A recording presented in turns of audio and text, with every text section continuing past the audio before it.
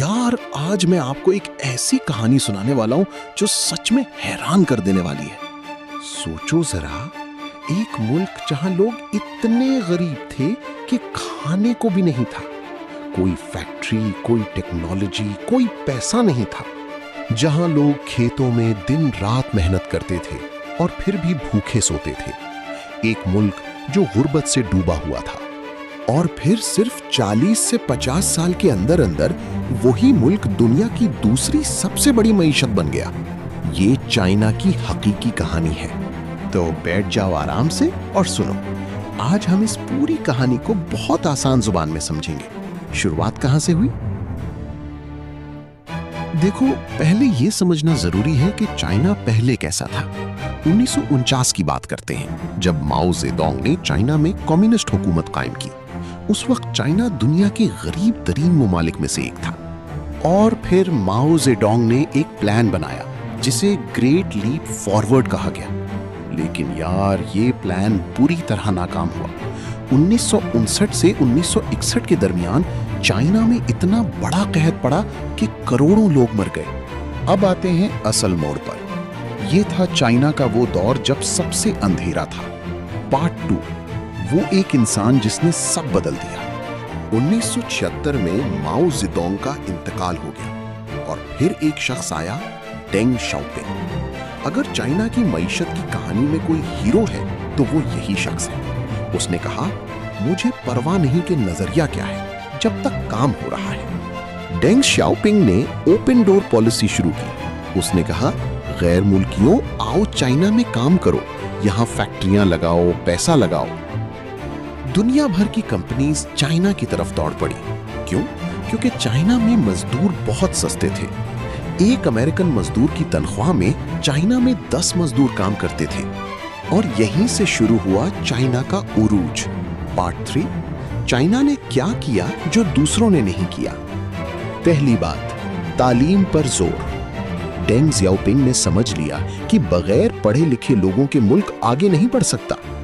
आज चाइना में हर साल 80 लाख इंजीनियर और साइंसदान ग्रेजुएट होते हैं। दूसरी बात, इंफ्रास्ट्रक्चर। चाइना ने सड़कें, रेलवे, बंदरगाहें बनाई। चाइना की बुलेट ट्रेन 350 किलोमीटर प्रति घंटे की रफ्तार से चलती है। बीजिंग से शंघाई सिर्फ 4 घंटे में। चौथी बात, हुकूमती कंट्रोल के साथ मार्केट इकोनॉमी। चाइना ने एक मुनफरिद निजाम बनाया जिसे सोशलिस्ट मार्केट इकोनॉमी कहते हैं।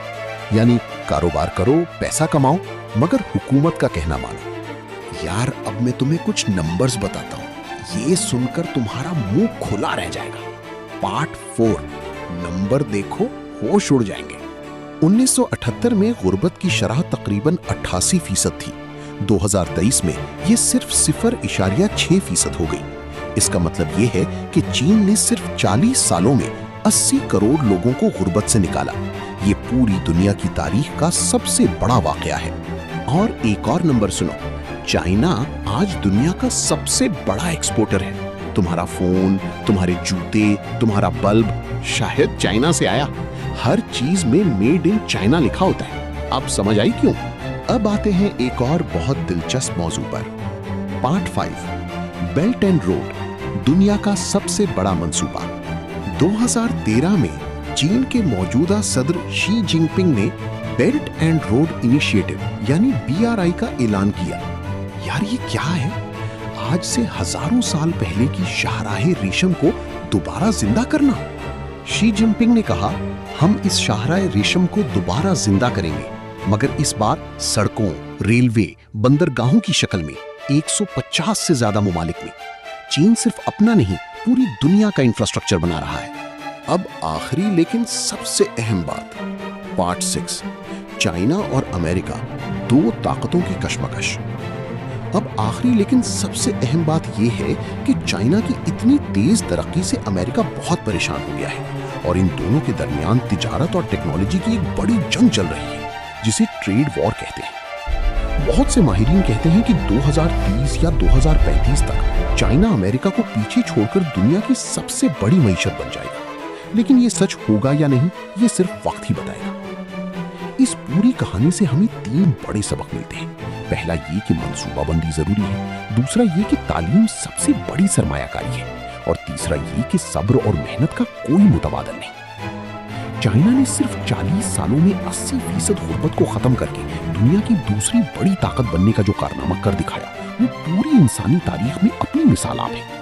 अगर चाइना जैसा मुल्क इतनी मुश्किलों के बाद इतनी बड़ी ताकत बन सकता है, तो यकीनन हम भी अपनी मेहनत और इरादे से अपनी जिंदगी और अपने मुल्क पाकिस्तान को बेहतर बना सकते हैं। बस यार, यही थी आज की कहानी।